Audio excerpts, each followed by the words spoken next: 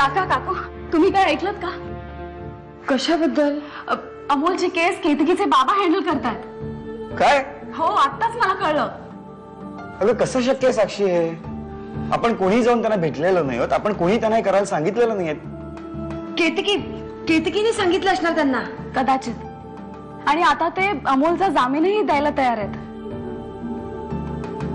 नाही साक्षी, मला मान्य आहे की ते खूप मोठे वकील आहेत, ते अमोलचा जामीन करतीलही, पण ह्या केसची त्यांची फी खूप असू दे. त्यांची कितीही फी असू दे आपण देऊ, पण अमोलला लवकरात लवकर यातून बाहेर काढायला हवं. काकू खरंच काळजी करायची काही गरज नाही. आता अमोल लवकरच सुटेल.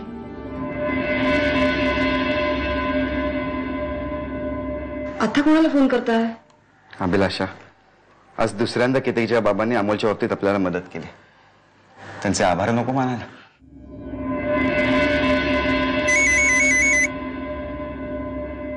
रणजित सरपोतदार बोलतोय.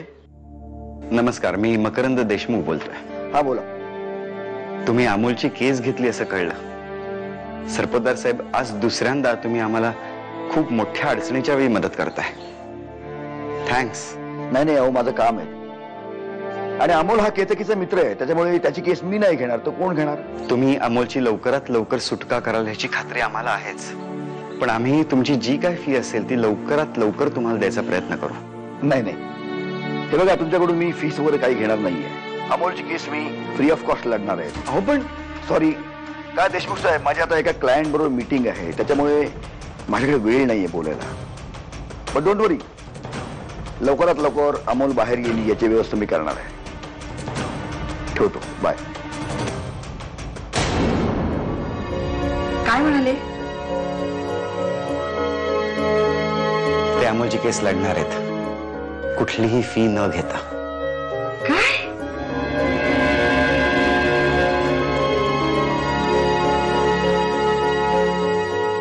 आत्ताच एका खबरीचा फोन होता.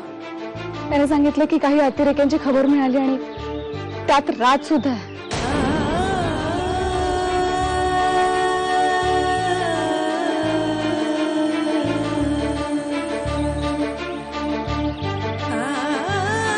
आई बघ, तू काळजी नको करूस. मला काही होणार नाही. मी सुखरूप परत येईन. साक्षी, मी काय म्हणते, आई प्लीज प्लीज आता मला थांबू नकोस. मला निघावंच लागेल. ही संधी मला चुकवायची नाही.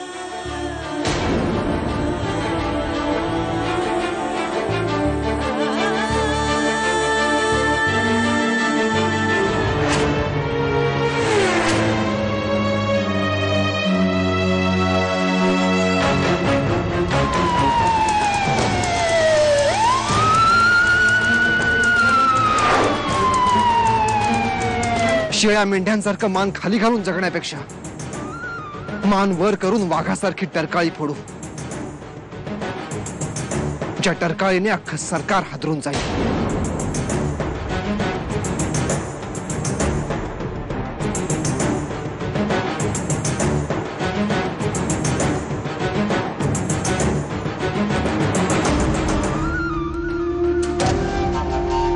या मिशनचं तिच्या आयुष्यात किती महत्व आहे हे आपल्यालाही माहिती आहे.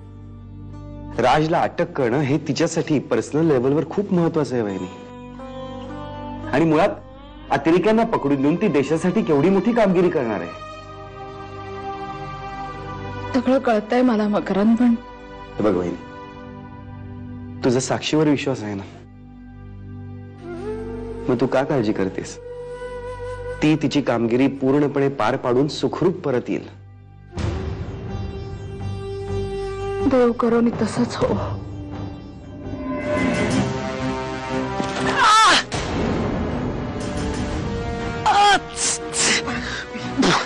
चल